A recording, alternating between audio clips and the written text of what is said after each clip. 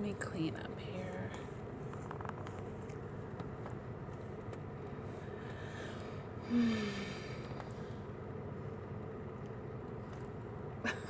Had a line.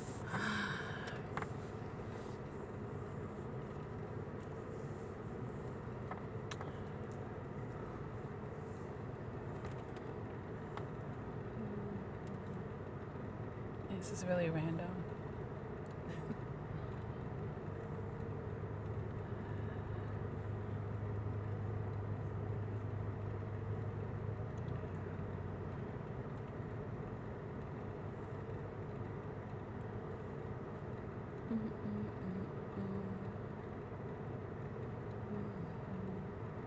Hey guys, I'm really spontaneous with my live chats, and I just wanted to make this live chat to talk about making sure that we are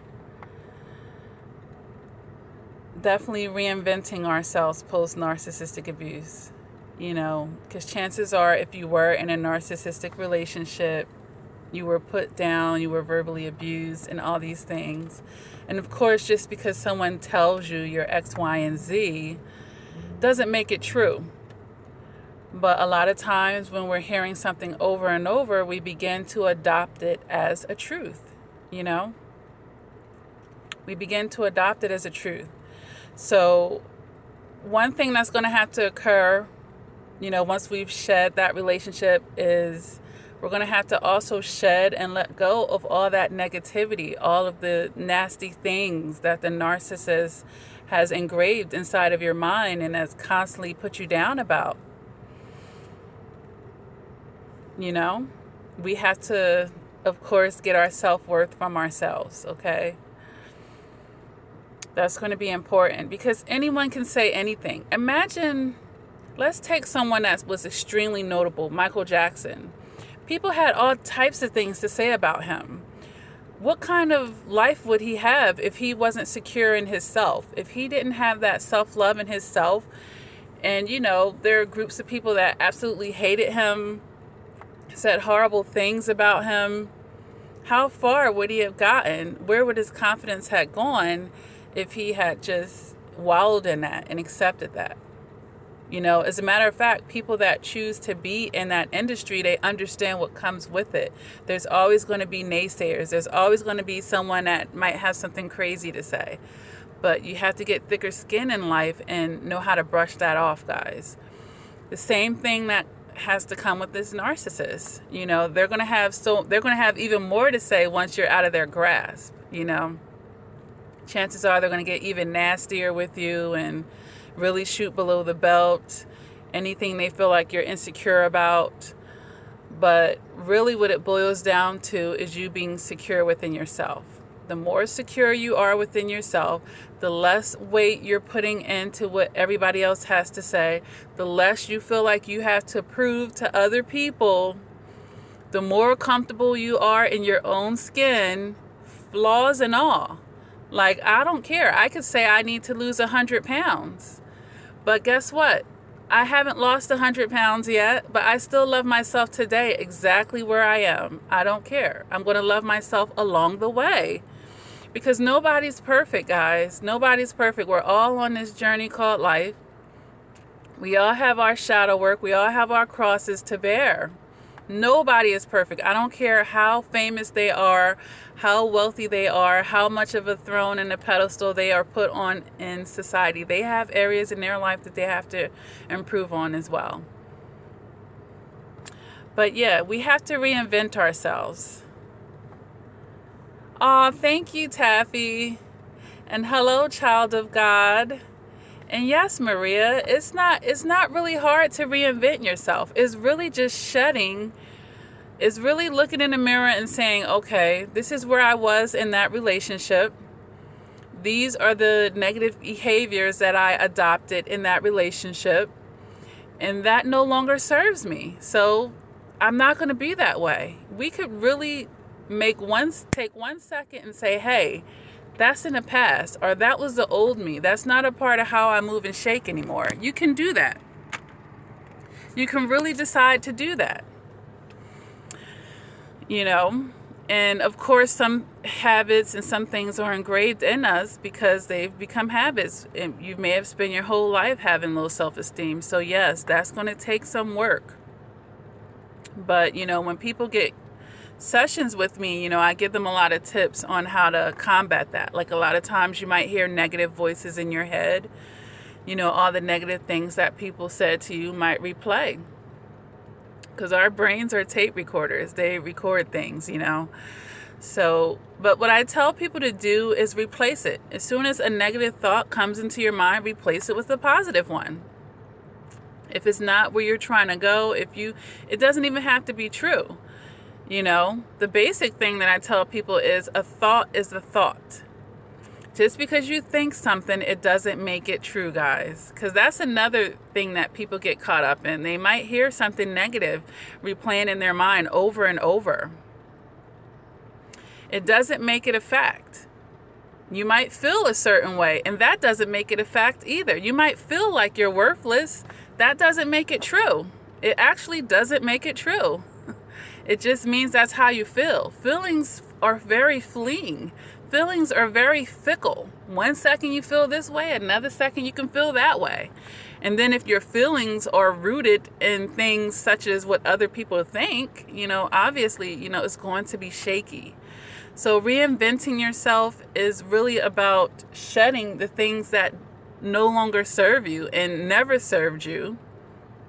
It's about self-improvement. It's about working on our mentalities and our perceptions. It's about elevating. It's about, you know, a higher consciousness. It's about illuminating, guys. It's reinventing yourself. It's fun. That's what life is about, really, to me. It's about getting better. It's about getting higher. Because God isn't waking you up every day for nothing, to stay in the same place, to be in a rut, the same old, you know? Maria says, hi, I received a text from my ex blaming me for breaking him in the new supply up. I texted her to let her know about me, but she got offensive. Also, I would like to know by my ex texting me, was that a Hoover? And Maria said, yes, because my feelings have been shifting ever since I found your channel and a few other people. Yes, because, you know, sometimes we're stuck in a wrong way of thinking. And of course, if we have a wrong way of thinking, it will trickle down to a wrong way of feeling as well. But you want to know if your ex talking to you is a Hoover?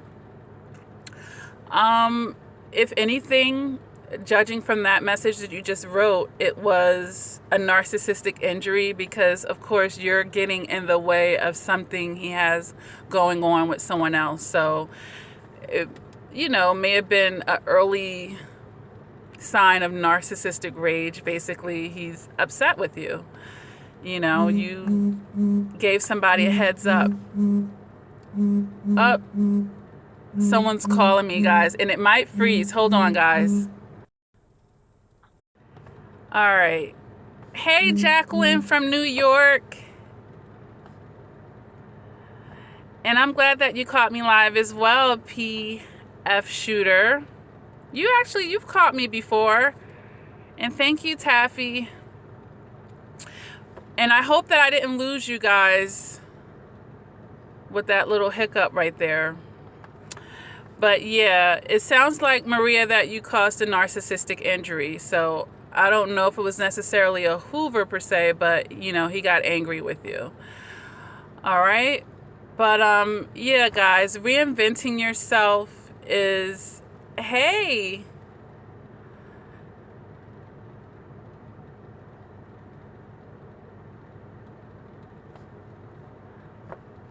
you're welcome, Maria. And hey, 100 smiles. Hello. But yeah, we have to reinvent yourself in life. That's really what it is. You know, that's important. Life is about growth. You know, you can think of reinventing as AKA growth. So how have you grown from this narcissistic relationship? So Barbara Green said, what up? I emailed you. Did you email me for coaching, Barbara, or did you just email me a question? I get a lot of emails, Barbara. And you emailed Coach Lakia at Gmail? Pavar these names. Pavarotti Salino. Are you Italian? Pavarotti. Excuse me, I'm tongue twisted. Hey, thanks for stopping in. Okay, were we messaging on Facebook yesterday morning?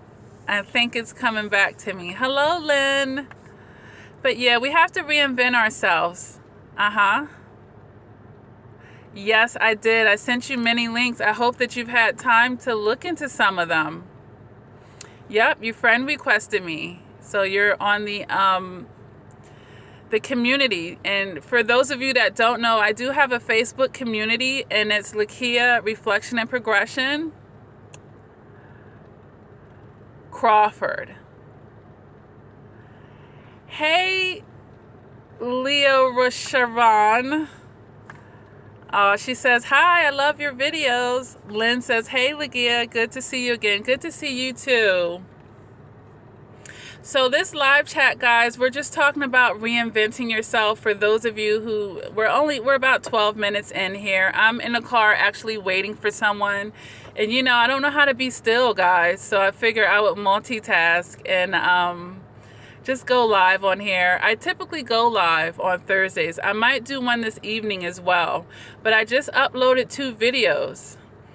One of them talked about finding what was familiar in your toxic relationship, guys. Because oftentimes there is something familiar going on as to why you were not only attracting this person, but they were able to fester and penetrate into your life. Something familiar about the situation. Something familiar about the toxicness that you were experiencing. So it's identifying that and utilizing that to be a part of your shadow work. So I made that video, and I also made a video about, what was the last one before that? Oh, becoming emotionally cold and distant after narcissistic abuse, or, you know, experiencing abuse, because some people can become overly emotional, but that's not typical. Usually people shut down, honestly. And whereas you might have been more in touch with your emotions and feelings prior, you become a lot closed in, a lot disconnected, and that's like a defense mechanism. So I made a video about that as well, guys, if you haven't checked it out. And Pavarotti, I'm trying to pronounce your name, Celino 13 says, I respect your videos so much. I'm healing each day. It can happen. It does. It takes time, guys. It does take time. Barbara Green says, I went to church last night and God, and yes, I just was explaining myself, but thank you. Okay, I have to check for your email, Barbara. I have to check for your email. Celino says, never got back, never go back, never let them back. Absolutely not. You have to believe people when they show you the first time. That's what Maya Angelou said, and Oprah, absolutely. That was a light bulb moment for her. Venus says, hi, Lakia from New Zealand. Hey, sweetie. I see all the love you've been showing my videos over the last few days. Celino says they cheat and they lie. Absolutely, unfortunately. Maria says, is it possible not to reinvent yourself, however, to restore yourself on a deeper level? I think you're doing both, because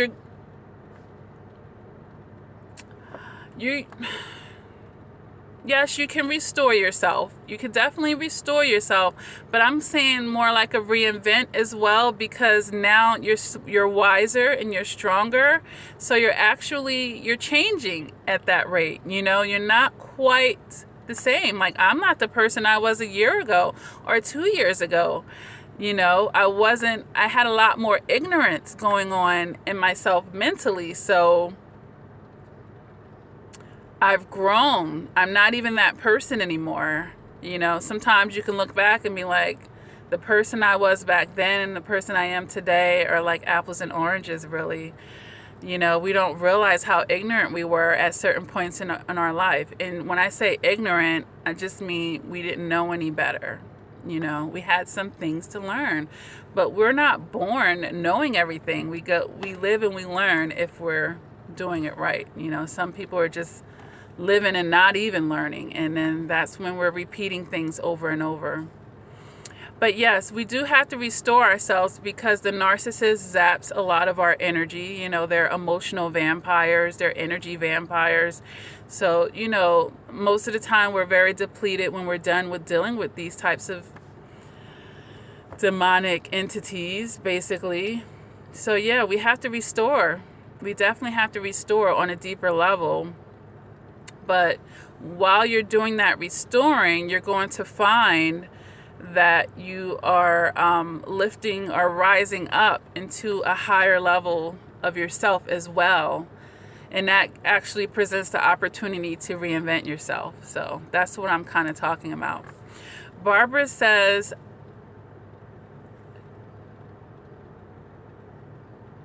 "Aw, you're welcome, Barbara." Maria says, "Yes, even with my children in the foster care system." Okay, right.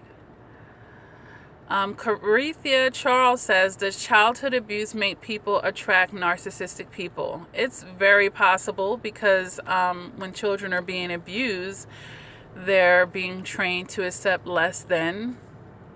They're being trained to give and not be a taker, per se. So yeah, it could make you prone to, want to be with a narcissist. Venus says, yes, the toxicology from my childhood, yes. I was having a very bad meltdown last night. I was triggered. My childhood sexual abuse came back. Yeah. I wrote a book, Venus, called Silent Tears, for people who have experienced sexual abuse. It's available in ebook and hard copy. And it's more than just statistics that you would find in a doctor's office. They're writing exercises, and a lot of the whole book is basically speaking to your emotions and your psyche. And it's written from someone that's been there and done that. So I highly recommend that book to you, Venus, because it sounds like, you definitely have some things to further address in that area. Maria Reveron says, patience just for today. Well, we have to have patience in life, but just don't have patience for people's bullshit, okay? Don't have patience for disrespect. Don't have patience for abuse. We have to pick and choose. And Venus as well, I want to let you know, when you've been through a traumatic event like sexual abuse like that, it is a lifelong thing of managing. A lot of people have a lot of misconceptions about what healing from trauma is. And, I'd like to provide realistic expectations of what that is. Guys, another phone call is coming through, so it just might pause, but hold on 1 second, guys. It's going to click right back in. You got it. Hey, guys. Yeah, a lot of you probably... And then I see a bunch of messages here. But healing, guys, is basically managing down the impact that a trauma has on your life on a day-to-day basis, But it also means understanding and realizing that you will still be triggered at times. But the good things with triggers is it's possible to minimize and even eliminate triggers as well. But the first thing is understanding what the triggers are, as far as traumas. But let me scroll back up here because there's a lot of messages here. Let me just... 100 Smiles says, Lakia, thank you for your encouragement. You're very welcome.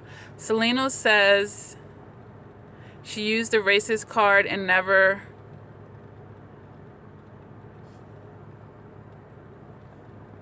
Okay, he's saying you're saying that you'll never be the same, Selena, and it made me see things and people for what they are and not trusting. Yes, Selena, I made 2 specific videos that talk just about trust, and there's a part 1 and a part 2.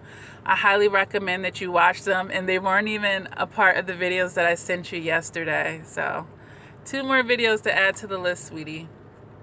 Maria says, because the quality I posed never left me, they were shifted to appease the toxic partner. Right. Sometimes we have a thing with being the sacrificial lamb, and I made a video about that, Maria, and sometimes we're people-pleasing as well. So I don't know if you have either one of those going on with yourself. Selena says, it's hard and almost impossible to trust again. Right, but a big part of trusting is trusting ourselves, because when we're trusting other people, we're trusting our judgment. But the main thing that I tell people about trust is we never trust anything or anyone 100%. And why not? Because nothing is perfect. When we have a perfect human being that's not a sinner, that doesn't have any faults or shortcomings, yes, we can trust that 100%, but nothing like that exists. So we always have to leave room for error. If not, we're going to be blindsided because we're not even going to consider where things can go left. We're not going to be seeing angles, and then that person gets blindsided and devastated in life. So all that means, Selena, is that you overly trusted someone, you know, in a way that was more than they could handle or more than they should have gotten. That's what it means. But just learn how to trust people on an appropriate level. Give people the kind of trust that they should get. Like if I went to McDonald's, okay, I'm going to trust you to make my French fries, kinda. You know, I'm still going to look at my French fries though. You know, if I see something weird, I'm not going to eat it. But, you know, give people the appropriate. I trust my mailman to deliver my mail more than not. You know, like, you just got to make it appropriate. The whole problem is when we give people more than they should be getting, more than they've earned. So, Maria says, oops, hold on a minute. PF Shooter says, nothing compares to a beat down from a narc. Yeah, it's pretty draining, and because they beat your spirit down. That's the thing. It's your spirit. And your spirit is what's driving your body, actually. Yes, we have all these organs inside of us that's helping our bodies, you know, function. But our spirit is the energy that is the real driving force behind our bodies, you know. Venus says, I love you big time, Lakia. You're saving me. This stuff sticks. I thought I was healed 4 months, no contact, but I've relapsed. Yeah. And it happens. A lot of people, I think I heard a statistic that said, you know, a lot of people get hoovered up to 8 times before they're really done, or they slip like 8 times in their healing process. Like, because we're battling. Our flesh is battling our spirit, and our spirit knows it doesn't serve us, but our flesh is used to that toxicness. Our flesh is where the, you know, that trauma bond, you know, is connected, and the enmeshment and the soul ties. That's our flesh. Barbara Green says, I feel so much better now, and that's good. Celino says, get in touch with the kid in you to heal. Absolutely. I haven't talked to, actually, any survivors that didn't have any childhood wounds that needed to be dealt with. Maria Reveron, I'm trying trying to get that right. Says, it hurts to confront your own inner demons and flush. Yeah. Yeah. Because what we realize, what we'll come to find out once we're doing our own shadow work is, yes, the narcissists have their messiness and they definitely have their shadow work, but, you know, there's some things about ourselves that chances are isn't so pretty as well. Okay. Leora Siobhan says, I realized that I grew up with a narcissistic parent and the toxic dynamic was so familiar for me that when I got into a narcissistic relationship, I didn't know how toxic things were. It was normal for me. Absolutely. Yeah. So, and that's how other people who may not have grown up in that toxic environment, you tell them what's going on and they're like stunned from it, and you're just talking calm about it and you think they're being dramatic, but you're actually downplaying it. So Venus says, yes, restore. Yes, honey, you ain't kidding either. We got to take back what the devil stole. Celino says, I was a 9/11 survivor, chemotherapy survivor, and she tore me up, made me want to die. Yeah.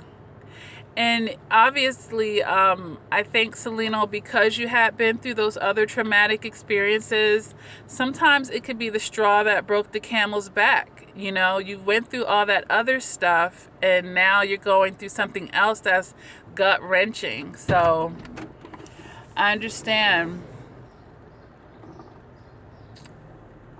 Oh, wow, Maria, I have 6 kids. Yeah, definitely, Venus. I have 5 books on Amazon and Barnes and Nobles, but that one, you know, will speak specifically to what you were saying. All right, guys. I jumped on here for about a half an hour, and we're at 27 minutes, and the person I was waiting for is in the car now. But let me just skim through here. God is good, Maria. Celino says, I filed Chapter 11. She left me for a husband that she told me she was divorced from.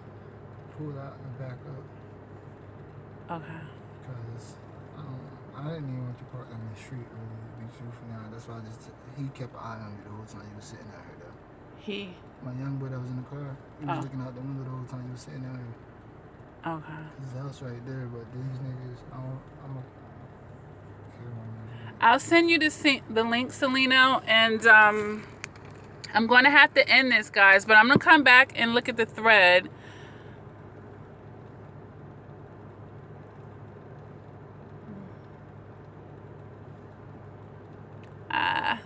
Guys, I'm going to come back on and live chat with you later on tonight, all right? Aw, thank you, Maria. You're welcome, Venus. Aw, God bless you, too. All right, guys, we'll live chat later on tonight, maybe around 6 p.m. Eastern time. Around then, okay? We can pick up from here. Take care, guys. And I uploaded 2 videos if you guys want to check them out.